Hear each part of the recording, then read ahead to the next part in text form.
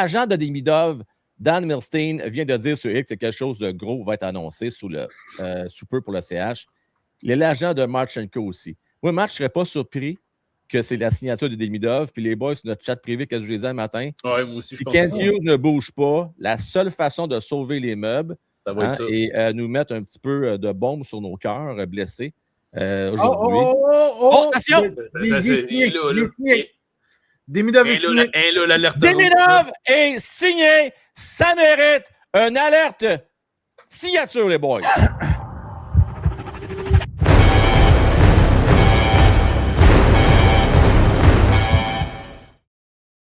Alors, selon nos... Dis-moi, confirmez-moi le chiffre si vous avez le bon Chris Johnson, tweet, Ivan Demidov, par l'agent Dan Milstein, confirmé par l'agent Dan Milstein. 8 ans, 9,125 millions par année. Quel beau contrat!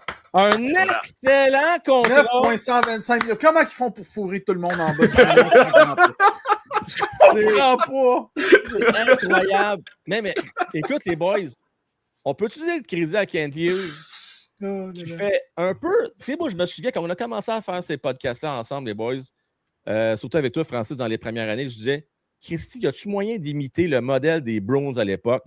On réussit à convaincre les joueurs de signer à rabais. Il faut en profiter pendant que le train passe. Parce que là, on l'a vu, la chaîne a débarqué à Boston, il n'y a plus personne qui signe à rabais, ben de ce côté-là. Okay. Pas pantoute, non. Donc là, Canadien de Montréal, on a cette opportunité-là, on a cette fenêtre-là qui s'ouvre devant nous autres. Et avec la signature de Demidov à 9,12 millions 8 ans, ben là, tu es locked in pour ton core. En avant, tes 4 meilleurs joueurs à l'offensive, tes 3 meilleurs défenseurs également. Tu es en business. Tu as 7 joueurs clés dans ton organisation signés pour plusieurs années. Je pourrais même ajouter Goulet sur le lot.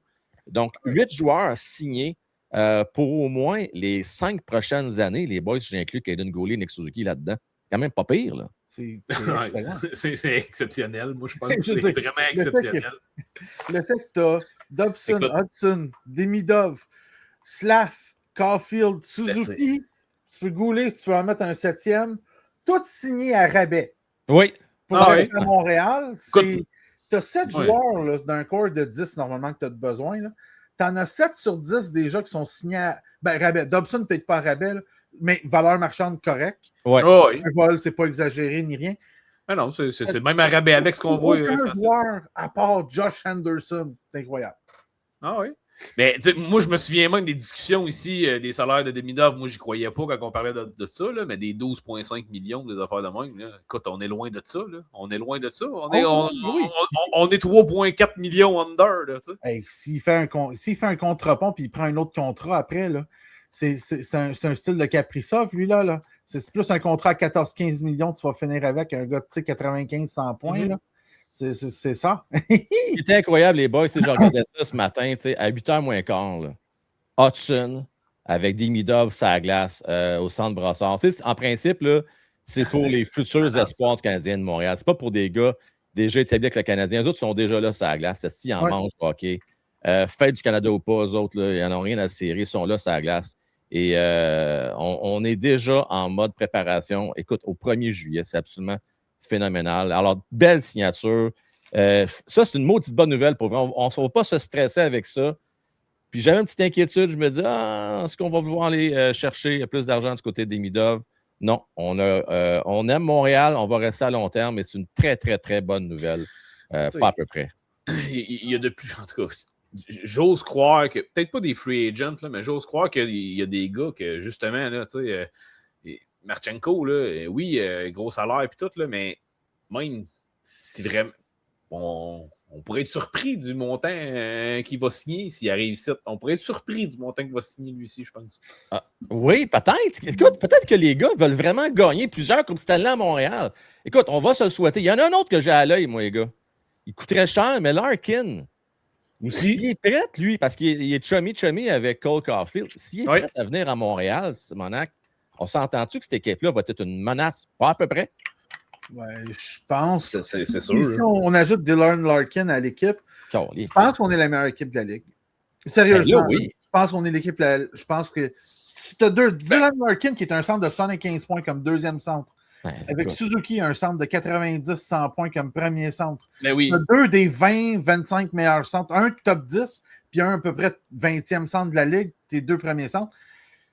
C'est pas Crosby-Malkin, mais c'est pas McDavid, Draisaitl, mais c'est the next best thing. Je veux dire, après ça, c'est eux autres. Tant qu'à moi, c'est mieux que Hughes et Chier.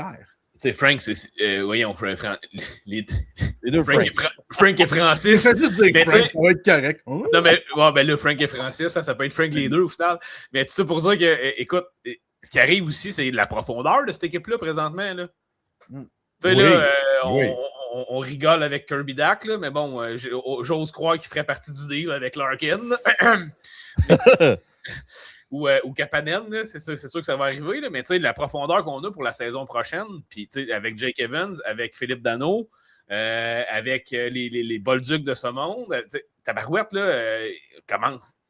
La profondeur de l'équipe va être belle aussi, là, avec Newhook, ça commence à être menaçant dans pas juste le top 6 qui serait menaçant là, avec tout ça, en fait.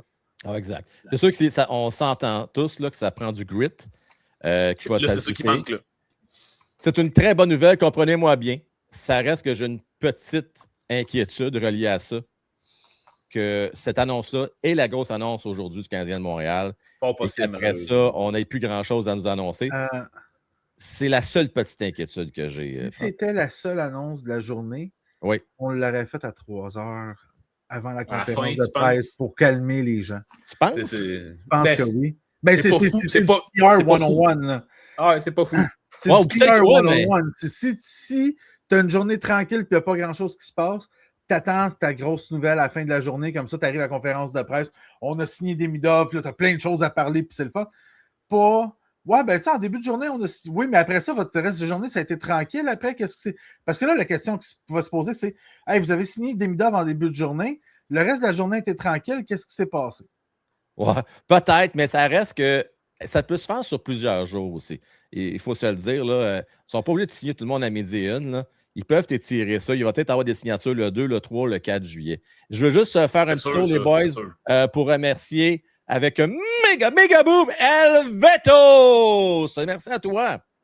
À 9,125 millions de dollars. J'espère qu'on va le voir sur la première unité. J'espère aussi, je pense qu'il va être sur le premier avantage numérique. Et pour ce qui est du premier trio, pas convaincu, ça va dépendre qui on va aller chercher. Tu sais, dans les dollars d'aujourd'hui, on signe des gars de Rafaïev à 11 millions par année. Pas sûr qu'il va jouer tout le temps sur le premier trio. Ouais. Tu sais, la réalité a changé, Helvetos. Il ne faut plus se fier au salaire qui se donnait il y a 2-3 ans. Là. On l'a vu là, cette année, ça leur virait de base solide. Moi, je crois que chez le Canadien, l'objectif serait de créer une compétition entre le trio de Suzuki et entre le Slavkovski et Demidov. Ouais. Parce que réalistement, le vrai duo de joueurs élites que le Canadien a repêché, c'est Demidov, que Kent Hughes, l'équipe Kent Hughes-Gorton a repêché, c'est Demidov et Slavkovski. C'est pas Caulfield et Suzuki, même si c'est eux autres les meilleurs joueurs présentement. Ouais. Je crois vraiment que l'objectif ultime serait d'avoir Slavkovski et Demidov sur 2 trios différents et de créer une compétition en interne entre ces 2 trios-là pour avoir le plus de temps de jeu, le plus d'avant et ainsi de suite. Je crois que l'objectif à moyen long terme, c'est de créer ça.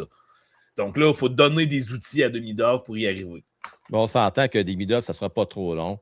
Point de vue production offensive va être supérieur, c'est sûr. Exact. Parce qu'on pourrait avoir 2 trios drivés par des gars de 100 points, là, techniquement. 2 trios différents drivés par des gars de 100 points. Oui! Je veux remercier Francesco. J'aime pas le moment un peu. Il pense un peu comme moi de l'annonce du contrat Demigod. Ça veut dire qu'il n'y aura rien d'autre pour interrogation. Attendons. En même temps, c'est-tu parce que l'agent a parlé un petit peu trop rapidement qu'on a voulu sortir la nouvelle tout de suite? Je ne sais pas. Peut-être pour faire taire les rumeurs avec Marchenko. On ne veut pas que ça prenne d'autres ampleurs. Je ne le sais bien pas, mais peut-être aussi cette signature-là va pouvoir faire en sorte qu'un Marchenko va dire écoute, là, moi je m'en vais là, moi, avec le party pogné là-bas. Là. Je ne sais pas. Il va peut-être accepter 1 million de moins pour en dessous de 10 millions, lui, avec, c'est genre 9,8. Oh oui, ça passerait. Mais pour ça, par contre, la différence, si on regarde un Dobson, ça avait coûté 2 choix. Dans le cas de Marchento, à moins que Columbus. Ben oui, c'est sûr que ça va coûter plus cher. Je pense qu'une des grosses raisons pourquoi que le commentaire a été fait que la majorité des partisans seraient maudits, c'est parce que moi, je suis pas mal convaincu qu'un trade de Marchenko inclurait Jacob Dabesh. Pas mal convaincu. C'est beaucoup ce qui ressort. Et dans le cas de Columbus, on dirait pas non un gardien de but, ça c'est sûr et certain.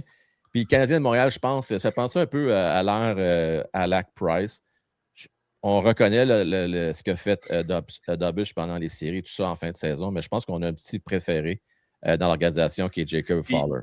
Le Canadien croit encore que Montembeault peut faire la job l'année prochaine avec pour backer Fowler. Le Canadien, écoute, Montembeault a mentionné qu'il ne voulait pas partir.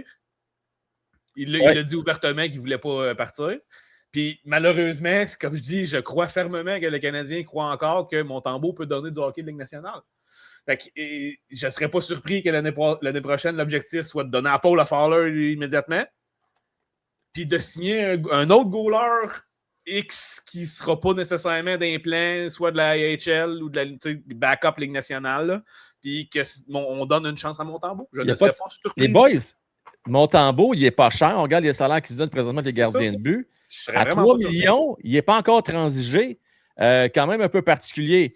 Je veux remercier Danef. La gang, ce n'est pas déjà fait. Mettez votre pouce et aussi profitez-en pour mettre du love en masse. Mettez des petits cœurs, là, autant sur TikTok que YouTube. On tient à vous rappeler. Une chaîne indépendante. On essaye de grandir. Et puis, pour ça, on a besoin de votre appui.